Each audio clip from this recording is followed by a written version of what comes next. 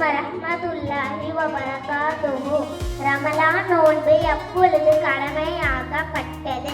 ரமலான் நோன்பு ஹிஜ்ரி 2ஆம் ஆண்டு கடமையாக்கப்பட்டது. நோன்பு யார் மீது கடமை?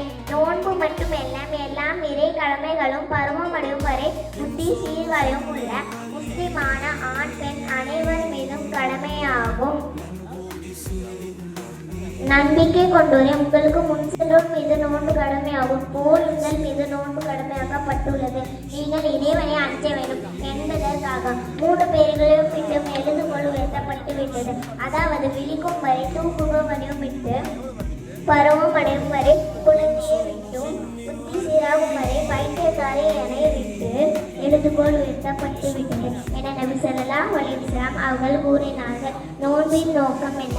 அல்லாஹ்வுக்கு பயந்து நடப்பதற்கு, நன்மைகளை செய்வதற்கு, தீமைகளை விட்டு விலகி வாழ்வதற்கு நாம் பக்குவப்படுத்திக் கொள்வதே நோன்பின் நோக்கமாகும். நம்பிக்கை கொண்டோரே, உங்களுக்கு முன் சென்றோர் மீது நோன்பு கடமையாகும் போல் உங்கள் மீது நோன்பு கடமையாக்கப்பட்டுள்ளது. நீங்கள்